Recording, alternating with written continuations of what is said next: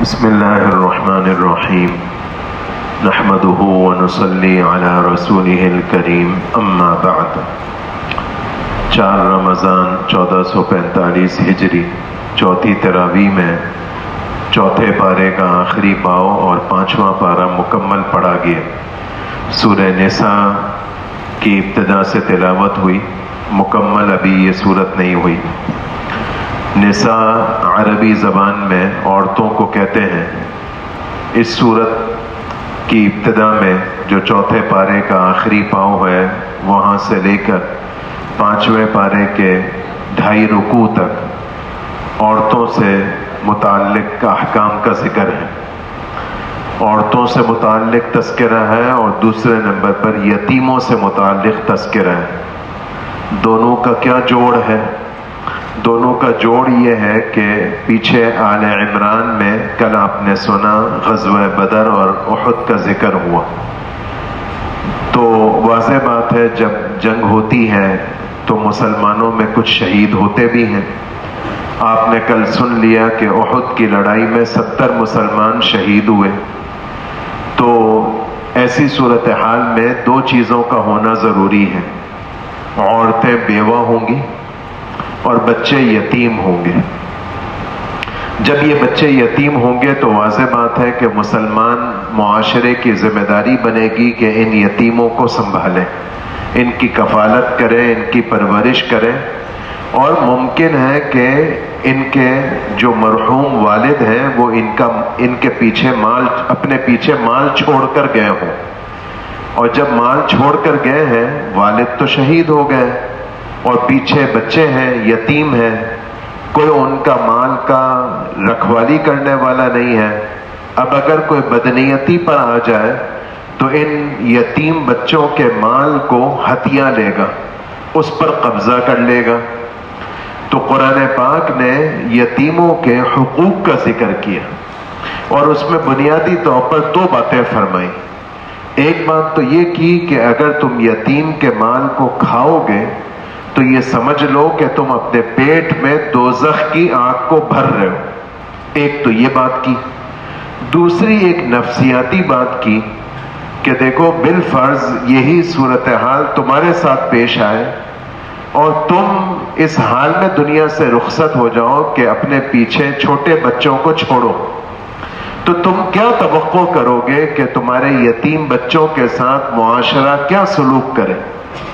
تو جو تم اپنے یتیم بچوں کے ساتھ چاہتے ہو یا توقع رکھتے ہو کہ میرے پیچھے مسلمان بھائی یا میرے رشتہ دار میرے بچوں کے ساتھ کیا کریں، وہ تم دیگر یتیم بچوں کے ساتھ کرو۔ یہ خلاصہ ہے ان ساری باتوں کا۔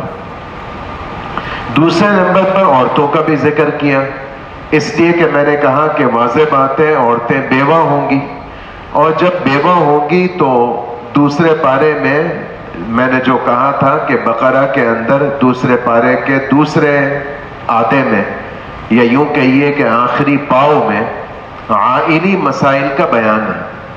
ان عائلی مسائل میں سے ایک مسئلہ وہاں بیان نہیں ہوا تھا کہ ہمارے معاشرے میں ہندوانہ یہ رسم رائج ہے کہ بیوہ دوسرا نکاح نہیں کرتی شرم حضوری میں، اور اس کا نکاح کرنا عیب سمجھا جاتا ہے۔ حالانکہ عجیب بات ہے کہ اگر مرد رانڈ ہو جائے، یعنی کسی مرد کی بیوی فوت ہو جائے، تو اس مرد کو سب مشورہ دیتے ہیں کہ تم دوسرا نکاح کر لو، اور یہ مشورہ دینا بھی چاہیے۔ لیکن اگر صورت برعکس ہو کہ کوئی عورت بیوہ ہو جائے تو اس کے لیے معاشرہ ہمارا یہ سمجھتا ہے کہ بس یہ ساری زندگی اسی طرح گزار لے، اپنے بچوں کی تربیت کرے، پرورش کرے، اور شادی کرے گی تو یہ بہت بے غیرتی کی بات ہوگی۔ واضح بات ہے کہ اسلام نے اس کی نفی کری۔ تو یہ جو عورتیں بیوہ ہوئیں شہادت کے نتیجے میں، شوہروں کی شہادت کے نتیجے میں، واضح بات ہے کوئی ان سے شادی کرے گا، اور یہ بھی ممکن ہے اس معاشرے میں یہ عام تھا، ہمارے ہاں یہ بھی عیب ہے، لیکن اس موضوع کی تفصیل کا اس وقت موقع نہیں، لیکن وہاں یہ عام تھا کہ کوئی مرد دوسرا نکاح کر لیتا تھا۔ تو اس صورت میں اگر کوئی شخص ویسے بھی شادی کرے تو عورتوں کے کیا حقوق ہیں، اور اگر کوئی مرد ایک سے زیادہ شادی کرے تو اس کی کیا ذمہ داریاں ہیں، یہ ساری باتوں کو قرآن نے اس جگہ پر بیان کیا۔ اس میں جو بنیاد بتائی وہ یہ فرمائی کہ تم اپنی عورتوں کے ساتھ اچھا سلوک کرو، اس بنیاد پر کہ یہ اپنے ماں باپ کا گھر چھوڑ کر آئی ہیں، بڑی قربانی دے کر آئی ہیں، اور آئیڈیلسٹک نہ بنو، یعنی تم ایسے نہ بنو کہ تم یہ توقع کرو کہ میری بیوی تو میں نے چاہا تھا کہ ایسی ہوتی ایسی ہوتی ایسی ہوتی، یہ نہ سوچو۔ ممکن ہے کہ تمہاری بیوی میں تمہیں 10 قسم کی خامیاں نظر آتی ہیں، لیکن کوئی خوبی بھی تو ہوگی، اور یہ خوبی کوئی کم ہے کہ وہ تمہارے بچوں کی ماں ہے، تو اس نسبت سے اور اس وجہ سے تم اس عورت کا خیال رکھو۔ یہ بنیادی خلاصہ ہے جو چوتھے پارے کے آخری پاؤں میں اور 5ویں پارے کے ابتدائی 2 رکوع میں اللہ تعالیٰ نے بیان کیا۔ درمیان میں اور باتیں بھی ہیں، لیکن ہمیں تو انتخاب کرنا ہے، اس لیے یہ بات ہو گئی۔ پھر ایک بات اسی ضمن میں یہ فرمائی کہ تم ہر قسم کی نافرمانی سے اپنے آپ کو بچاؤ، اس لیے کہ اللہ کی نافرمانی کی مثال ایسی ہے جیسے ماچس کی تیلی۔ ماچس کی تیلی چھوٹی ہو یا کوئی بڑی آگ لگ جائے، دونوں کی اہمیت برابر ہے۔ کوئی گودام ہو ایسا، کوئی پیٹرول پمپ ہو، پیٹرول پمپ پر یہ کہا جائے گا کہ ماچس کی تیلی کی تو خیر ہے، بڑی آگ نہ چلے۔ نہیں بھائی، یہ کوئی بات ہے؟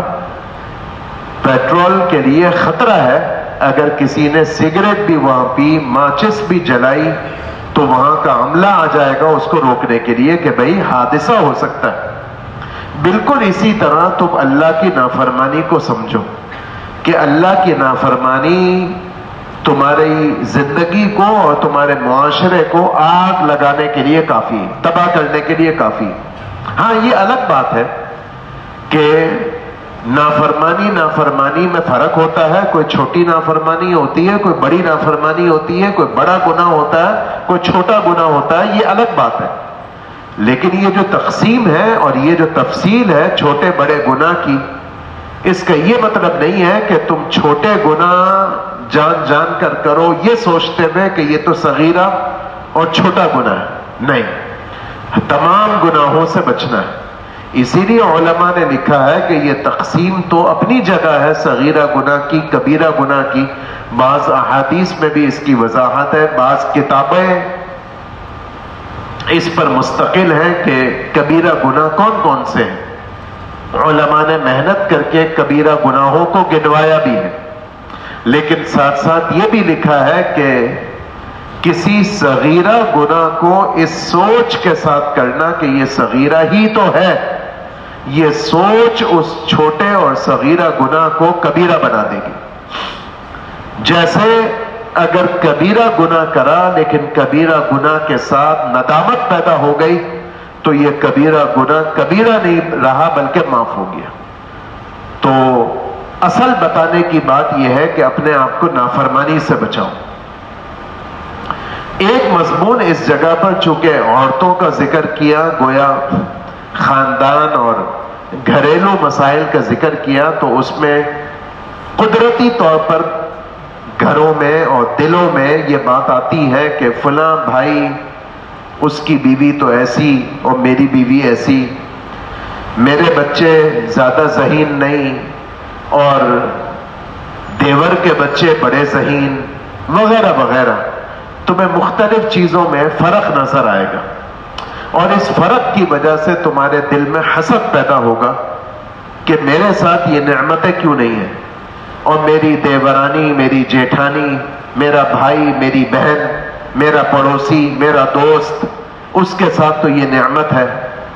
تو قرآن نے اس کا جواب یہ دیا اس جگہ پر کہ تم اس سلسلے میں اپنے کسی بھائی کا حسد دل میں نہ پالو۔ یہ ضرور ہے کہ تمہارے دل میں یہ شوق ہے کہ یہ نعمت مجھے ملتی، یہ شوق ہونا غلط نہیں ہے، لیکن یہ نعمت جس کا تمہیں شوق ہے اور تمہارے بھائی یا تمہاری بہن کو نصیب ہوئی ہے، اس کو یہ نعمت کس نے دی ہے؟ اللہ نے دی ہے۔ تو تم حسد نہ کرو، اللہ سے طلب کرو کہ اے اللہ تو نے میرے بھائی کو، میری بہن کو، میرے دوست کو یہ نعمت دی اور میرے دل میں بھی آتا ہے کہ مجھے بھی یہ نعمت ملے۔ اے اللہ میں یہ نہیں کہتا ہوں اس سے یہ نعمت چھن جائے، لیکن تو مجھے بھی عطا فرما دے۔ یہ مضمون اللہ تعالیٰ نے بیان کیا۔ پھر ایک مضمون یہ بیان کیا کہ تمہارے ذمے اے مسلمانوں میرا حق ہے، یعنی اللہ کا حق ہے، اور اللہ کا سب سے بڑا حق کیا ہے؟ رسول اللہ صلی اللہ علیہ وسلم سواری پر چلے جا رہے تھے، حضرت معاذ رضی اللہ عنہ پیچھے بیٹھے ہوئے تھے۔ حضرت معاذ رضی اللہ عنہ سے پوچھا اللہ کے نبی نے، اے معاذ تمہیں معلوم ہے کہ اللہ کا حق بندوں پر کیا ہے اور اللہ پر بندوں کا کیا حق ہے؟ اے معاذ تمہیں معلوم ہے اللہ کا کیا حق ہے بندوں پر اور اللہ پر بندوں کا کیا حق ہے؟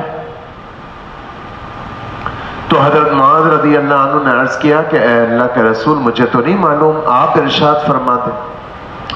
تو رسول اللہ صلی اللہ علیہ وسلم نے فرمایا کہ اللہ کا سب سے بڑا حق بندوں پر یہ ہے کہ اللہ کے ساتھ کسی کو شریک نہ کرے۔ اللہ ایک ہے، اکیلے ہیں، یکتا ہے، وحدہ لا شریک لہ ہے، ان کے ساتھ کسی کو شریک نہ ٹھہرایا جائے۔ یہ اللہ کا سب سے بنیادی حق ہے۔ اور یہ جو میں نے کہا کہ اللہ پر بھی بندوں کا حق ہے، یہ سمجھانے کے لیے فرمایا اللہ پر تو کوئی حق نہیں ہے، اللہ تو اللہ ہے، لیکن اللہ نے اپنے فضل سے اپنے ذمے لے لیا کہ جو بندہ مجھے اکیلا معبود جانے گا اور میرے ساتھ کسی کو شریک نہیں کرے گا تو میں اس کو جنت میں داخل کروں گا۔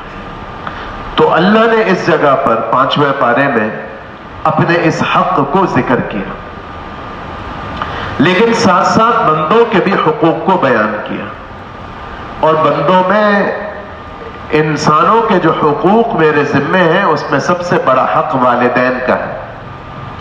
پھر والدین کے ساتھ بیوی، بچے، رشتہ دار، پڑوسی، ہم نشین، راہگیر، مسلمان، تمام ان سب کے تمہارے اوپر حقوق ہیں۔ ان حقوق میں قرآن نے ایک لفظ استعمال کیا کہ تمہارے ذمے ان لوگوں کے سلسلے میں پتہ ہے کیا ہے؟ تمہارے ذمے ان لوگوں کے سلسلے میں احسان ہے۔ احسان کا کیا مطلب ہے؟ 3 لفظ ہیں، ایک ہے انصاف، ایک ہے احسان اور تیسرا ہے ایثار۔ انصاف کا کیا مطلب ہے؟ برابر سرابر کا معاملہ کرنا۔ آپ نے میرے ساتھ اچھائی کی، میں نے آپ کے ساتھ اچھائی کی، آپ نے میرے ساتھ اچھائی نہیں کی، میں نے بھی آپ کے ساتھ اچھائی نہیں کی۔ یہ انصاف کا معاملہ ہے۔ ایک ماموں کے گھر سے افطاری کا سامان آیا، اگلے دن ہمارے یہاں بریانی پکی، میں نے اس ماموں کے گھر پہ بریانی بھیج دی۔ دوسرے ماموں نے تو پورے رمضان میں پوچھا تک نہیں، میں ان کے یہاں کیوں افطاری بھیجوں؟ یہ انصاف کا سلوک ہے، اس کا ہمیں حکم نہیں ہے۔ اس لیے حدیث میں آتا ہے لا تکونوا امعاتا ان احسن الناس احسننا وان اساء الناس اسأنا۔ تم امعا نہ بنو۔ امعا کا کیا مطلب؟ ایسی سوچ کے حامل نہ بنو جیسا میرے ساتھ کیا جائے گا میں ویسا ہی کروں گا، لوگ اچھا کریں گے میں ان کے ساتھ اچھا کروں گا، لوگ میرے ساتھ اچھا نہیں کریں گے میں ان کے ساتھ اچھا نہیں کروں گا۔ تم ایسا نہ بننا۔ تو کیسے بننا؟ جس کا اس آیت میں جس کا میں مضمون سنا رہا ہوں، وَاعْبُدُوا اللَّهَ وَلَا تُشْرِكُوا بِهِ شَيْئًا وَبِالْوَالِدَيْنِ إِحْسَانًا، آخر تک اس میں اس مضمون کا بیان ہے۔ تو کیا فرمایا؟ احسان کرو۔ احسان کا کیا مطلب؟ چاہے اگلا میرے ساتھ جیسا بھی کرے میں اس کے ساتھ اچھا کروں گا، یہ ہے احسان۔ اس کا ہمیں حکم دیا گیا. اور ایک تیسرا لفظ ہے جو بہت اونچے درجے کا ہے، وہ ہے ایثار. ایثار کا کیا مطلب ہے؟ میں بھوکا رہ جاؤں، میں اپنے پڑوسی کو کھانا کھلاؤں. یہ تیسرے درجے کا ہے جس کو ایثار کہتے ہیں. تو ان اصحاب حقوق کے لیے ہمیں احسان کا حکم دیا گیا. والدین، رشتہ دار، پڑوسی. پڑوسی میں لفظ استعمال کیا کہ پڑوسی دور کا بھی ہو سکتا ہے، پڑوسی قریب کا بھی ہو سکتا ہے. آیت نے یہ لفظ استعمال کیا، والجار ذی القربہ والجار الجنبی. قریب کے پڑوسی کا بھی خیال رکھو، دور کے پڑوسی کا بھی خیال رکھو. تو قریب کا پڑوسی کون ہوتا ہے اور دور کا پڑوسی کون ہوتا ہے؟ تو مفسرین نے مختلف مطالب بتائے. آسان مطلب یہ ہے کہ 3 قسم کے پڑوسی ہو سکتے ہیں، یا یوں کہیے کہ ایک پڑوسی وہ ہوتا ہے جس کے اندر 3 باتیں جمع ہوتی ہیں. مسلمان ہے، پڑوس میں بھی رہتا ہے، اور ساتھ ساتھ میرا رشتہ دار بھی ہے. تو یہ تو تمہارا سب سے جاندار پڑوسی ہے. مسلمان بھی ہے، پڑوسی تو ہے ہی، اور تمہاری رشتہ داری بھی اس کے ساتھ. کوئی ایسا پڑوسی ہوگا جس میں پڑوسی تو ہوگا وہ، اور مسلمان بھی ہوگا، رشتہ دار نہیں ہوگا، تو بھی اس کا خیال کرو. ایسا بھی پڑوسی ہوگا کہ پڑوس میں رہتا ہے لیکن غیر مسلم ہے، یہ دور کا پڑوسی ہے لیکن تمہیں اس کا بھی خیال کرنا ہے. پھر ایک لفظ استعمال کیا، والجار الجنوبی. جار جنوب کا کیا ترجمہ ہے؟ وہ پڑوسی جو کچھ دیر کے لیے پڑوسی بنا ہو. کچھ دیر کے لیے پڑوسی بنا ہے کیا مطلب؟ بس میں جا رہا ہوں، میرے برابر میں بیٹھا ہوا ہے. ریل گاڑی میں جا رہا ہوں، برابر میں اس کی برتھ ہے. ہوائی جہاز میں جا رہا ہوں، میرے برابر میں اس کی سیٹ ہے. اور یہ نوجوان بیٹھے، ان کو سمجھانے کے لیے کلاس فیلو ہے، رشتہ دار نہیں ہے، گھر بھی میرے ساتھ نہیں ہے، لیکن ایک کلاس میں ہم ساتھ پڑھتے ہیں. اس کو فرمایا اس کا بھی تمہارے ذمہ حق ہے. تو یہ سارے اصحاب حقوق کا اللہ تعالیٰ نے ذکر کیا. آگے اللہ تعالیٰ نے اس سورت میں 2 حکم کا ذکر کیا ایک ہی آیت میں، اور ان دونوں حکم کو ذکر کرنے کے بعد اللہ تعالیٰ نے ایک جملہ کہا. جیسے آپ کے ہاں کمپیوٹر میں، سوشل میڈیا میں ایک میسج کے ساتھ اس کے ساتھ کوئی کیپشن لگا دیا جاتا ہے، ایسے اللہ نے 2 حکم ذکر کیے اور پھر فرمایا ان اللہ نعم ما یعظکم بہ. دیکھو تو صحیح میں اللہ تمہیں کتنے خوبصورت حکم دیتا ہوں. تو اللہ کے تو سارے احکام خوبصورت ہیں، یہ 2 حکم کی کیا خاص بات ہے؟ تو یہ 2 حکم ایسے ہیں کہ ان 2 حکم کے زندہ ہونے سے معاشرہ پنپتا ہے. معاشرہ انسانوں والا بنتا ہے، جانوروں والا نہیں بنتا. اور تمہارے ملکی اے پاکستان والوں، تمہارے بہت سارے مسائل حل ہو جائیں گے ان 2 حکم کے زندہ کرنے سے. کون سے 2 حکم ہیں؟ نمبر 1، امانت کو اس کے حقدار کے حوالے کرو، اور دوسرا انصاف پر چلو. اچھا، اب جب یہ 2 حکم ہم سنتے ہیں تو یہ پہلا حکم امانت تو بہت محدود مفہوم ہمارے ذہن میں آتا ہے کہ کسی نے مجھے امانت رکھوائی تھی تو میں اس امانت کو ہڑپ نہ کر جاؤں، اس کے حوالے کر دوں. تو بے شک یہ امانت کا پاس رکھنا اور امانت کا خیال کرنا ہے، لیکن امانت اتنا محدود مفہوم نہیں رکھتی، ورنہ اللہ تعالیٰ اتنے اہتمام سے نہ کہتے کہ میں تمہیں کتنا اچھا حکم دے رہا ہوں. اس کا بہت وسیع مفہوم ہے.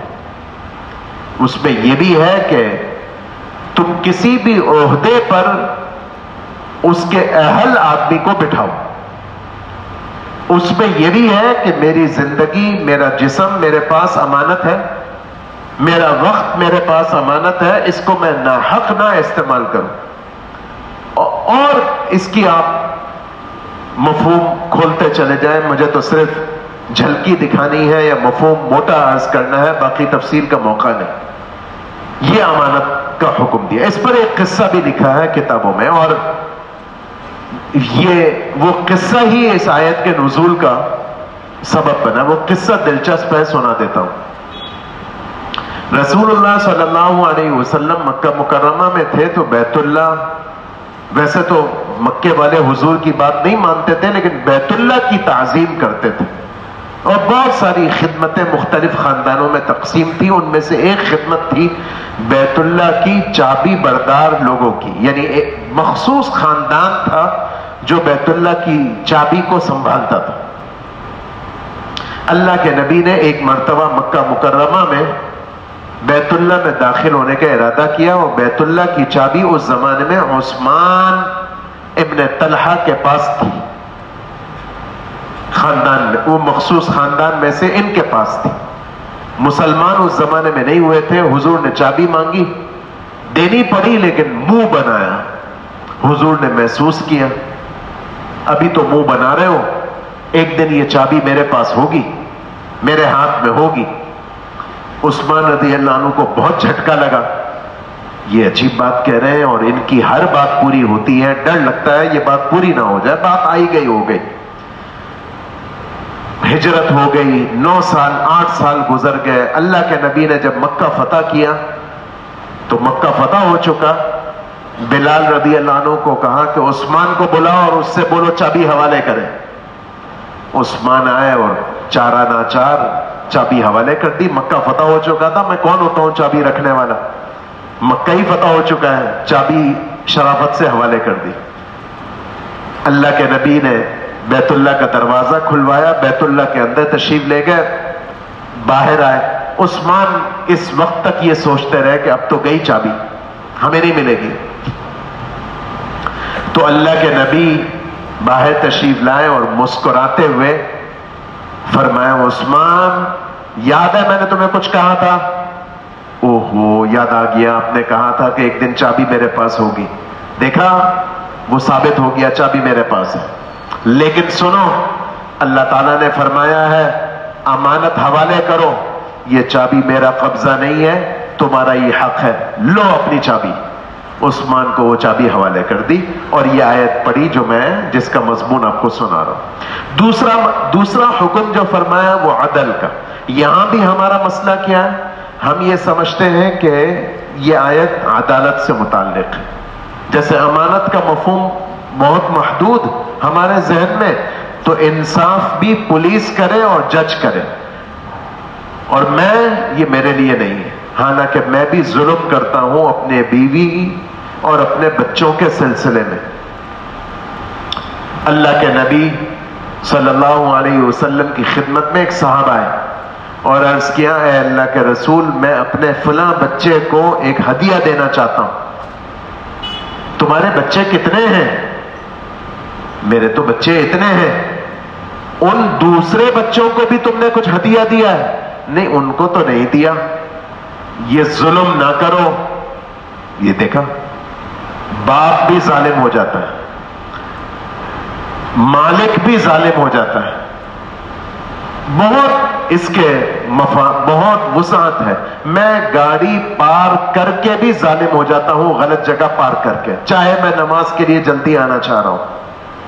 دیکھیں یہ ہماری یہ گلی کے سامنے گاڑیاں کیسی کھڑی ہوتی ہیں, موٹی موٹی گاڑیاں, اور بے تکے طریقے سے کھڑی ہوئی ہے, گاڑی موڑنے میں تکلیف. یہ ہمارے کمرشل ایریا میں جائے, جلدی میں بس پان لینا ہے, یہ بوتل پانی کی بوتل اٹھانی ہے, بس یوں گاڑی درمیان میں کھڑی رہ گئی اور ہمیں پتہ نہیں, ہم نے سستی کری, ظلم کرا, 10 قدم پیچھے گاڑی نہیں کھڑی کر دی تاکہ پیدل چلا جاؤں, پیچھے والے کو تکلیف دے رہا ہوں. میں ایسے ہی سمجھانے کے لیے مثال دے رہا ہوں اس پر کہ ہم سب ظالم اور ہم سب خیانت کرنے والے. اس لیے ہمارے اوپر ایک جملہ ہے جو بعض لوگ فرماتے ہیں حدیث ہے اور بعض فرماتے ہیں حدیث نہیں ہے, لیکن جملہ بالکل صحیح ہے.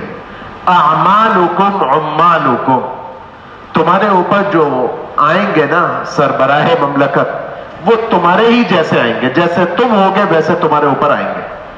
تو ہم اپنے آپ کو دیکھ لیں, نہ کوسے کسی کو بھی. اگرچہ ہمارے حکومتی نظام میں بھی مفتی محمد شفیع صاحب رحمۃ اللہ علیہ نے اسی آیت کے ذیل میں بہت سارے, انوار البیان ایک تفسیر ہے مولانا عاشق الہی صاحب کی, اس جگہ پر تو نہیں لیکن اس آیت کے ذیل میں تو نہیں، لیکن قرآن پاک کی دیگر آیتوں کے ذیل میں ان دونوں حضرات نے ہمارے بہت سارے جمہوری نظام کے نقص کو بیان کیا، بہت سارے ہمارے مسائل کو بیان کیا. لیکن خیر، میں تو آپ کو صرف اس تناظر میں سنا رہا ہوں کہ یہ میرے سے بھی متعلق ہے، آپ سے بھی متعلق ہے. اللہ تعالیٰ نے یہ حکم بیان کیا. پھر ایک اور اللہ تعالیٰ نے حکم بیان کیا، ایک مضمون بیان کیا، اور مضمون کا خلاصہ یہ ہے کہ اے مسلمانوں، میں نے تمہاری طرف جو نبی بھیجا ہے وہ صرف اس لیے بھیجا ہے کہ تم اس کی پیروی کرو. برکت کے لیے نہیں بھیجا، برکت ملے گی لیکن نبی کی تو تمہیں اطاعت کرنی ہے. اس صورت میں بہت سارے احکام ہیں، بات پوری نہیں ہوگی، بس یہ آخری قصہ سنا کر بات ختم کرتا ہوں، پھر کل انشاءاللہ عرض کر دوں گا.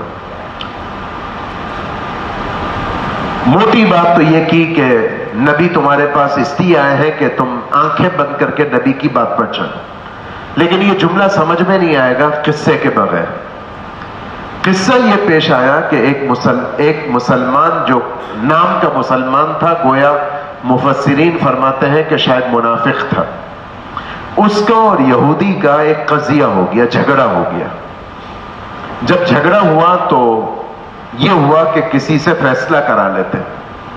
منافق کے دل میں چور تھا، اس نے یہودی کو کہا کہ تمہارا سردار نہیں ہے کعب بن اشرف، اس کے پاس لے جاتے ہیں، اس کو تھرڈ پارٹی بنا لیتے ہیں. یہودی نے کہا کہ کیا ضرورت ہے اس کے پاس جانے کی، تمہارے جو نبی ہیں نا ان کے پاس چلتے ہیں.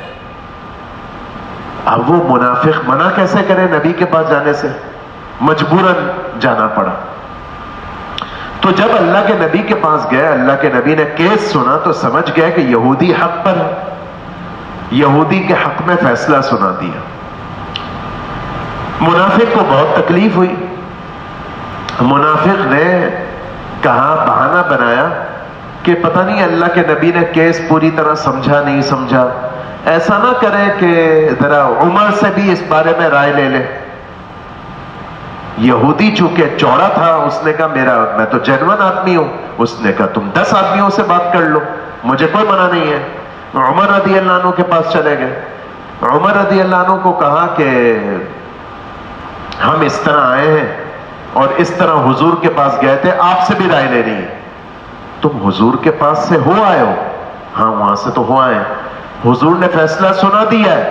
ہاں جی سنا دیا ہے. میرے پاس کیوں آئے ہو؟ آپ سے فیصلہ کرانے گئے. مجھ سے فیصلہ کرانا ہے؟ رکو میں فیصلہ کرتا ہوں. اندر گئے، تلوار لائے اور منافق کی گردن اڑا دی. جو حضور کا فیصلہ نہ مانے اس کا فیصلہ تو یہ ہے. تو اس پر منافق کے رشتہ دار جمع ہو گئے حضور کے پاس کہ یہ تو عمر نے قتل کیا. تو اس پر یہ آیت نازل ہوئی، عمر نے بالکل صحیح کیا، تمہارا یہی علاج تھا. تمہیں نہیں معلوم کہ اللہ کے نبی نے جب ایک فیصلہ سنا دیا تو تمہیں اس پر دل و جان سے عمل کرنا چاہیے اور اپنے دل میں تنگی نہیں محسوس کرنی چاہیے، اور غلطی ہو گئی تو معافی مانگ لینی چاہیے تھی. تم تو اپنی صفائیاں پیش کر رہے ہو. یہ قصہ اللہ تعالیٰ نے سنا ہے، یعنی یہ قصہ پیش آیا اور قرآن نے اس قصے کی طرف اس صورت میں اس پارے میں اشارہ کیا. اس ضمن میں ایک عجیب بات، خوبصورت بات اللہ تعالیٰ نے فرمائی جو میرے آپ کے لیے بہت بڑی تسلی کا سامان ہے. وہ یہ کہ اے مسلمانوں، جب تم سے کوئی گناہ ہو جایا کرے تو تم اللہ سے بھی معافی مانگا کرو اور حضور کے پاس آ کر کہا کرو کہ اے اللہ کے نبی، ہمارے لیے ہماری طرف سے اللہ سے استغفار کر دیجیے.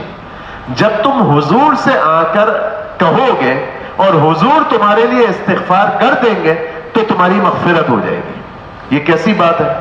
اچھا، اب جب ہم یہ بات سنیں گے تو ہم یہ سوچیں گے اس زمانے میں کہ ہم حضور کے پاس کیسے جائیں حضور سے یہ کہنے کے لیے کہ اے اللہ کے نبی، ہمارے لیے اللہ سے استغفار کیجیے.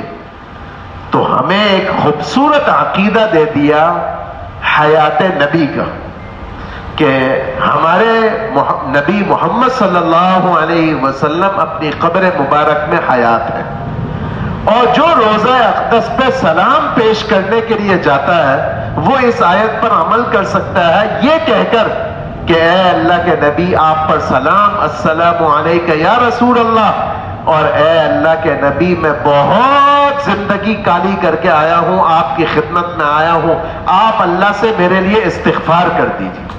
جو یہ کہے گا اللہ تعالیٰ اس کی مغفرت کر دیں گے، حضور اس کے لیے استغفار کریں گے۔ کتابوں میں اس پر ایک قصہ لکھا ہے،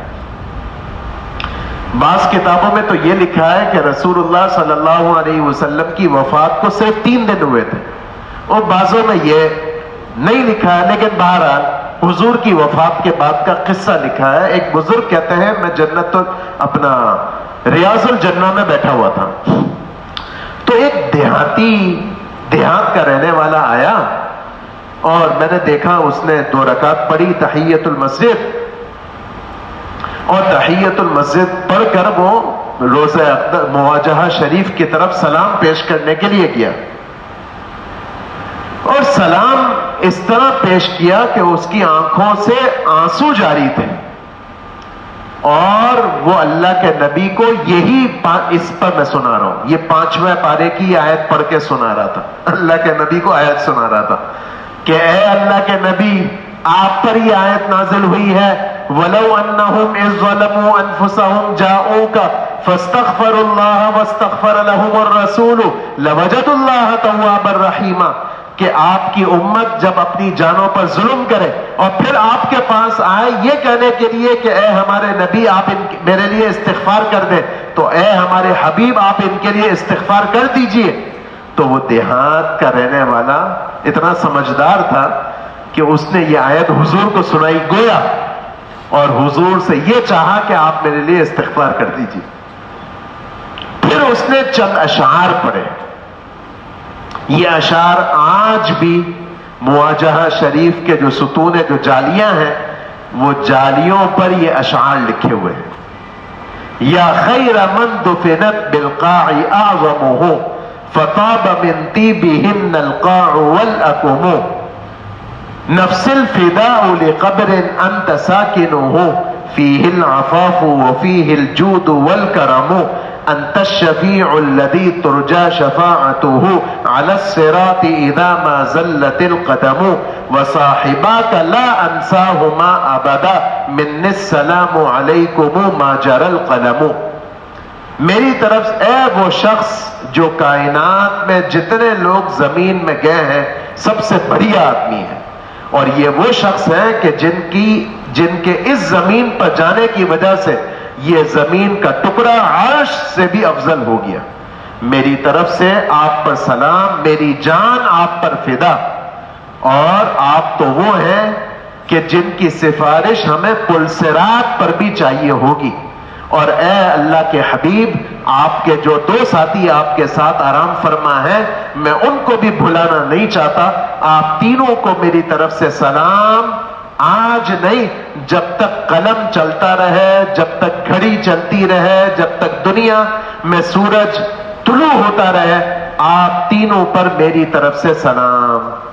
وہ بزرگ کہتے ہیں کہ یہ دیہات کا رہنے والا عجیب آدمی تھا، میں دیکھ رہا تھا یہ عجیب باتیں کر رہا ہے، چلا گیا، مجھے اونگ آ گئی، مجھے رسول اللہ صلی اللہ علیہ وسلم کی زیارت ہوئی، اور حضور نے کہا اس دیہاتی کو کہو میں نے اس کے لیے استغفار کیا اور اللہ نے اس کی مغفرت کر دی۔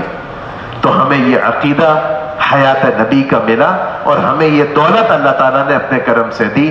بس میں اسی پر اکتفا کرتا ہوں، تقریباً مضامین جو میں نے سوچے تھے وہ پورے بھی ہو گئے۔ ہاں ایک مضمون رہ گیا اس بارے میں، اللہ تعالیٰ نے ایک بات فرمائی سفارش کے سلسلے میں، وہ انشاءاللہ کل بیان کر کے کل کے مضامین ہو جائیں گے۔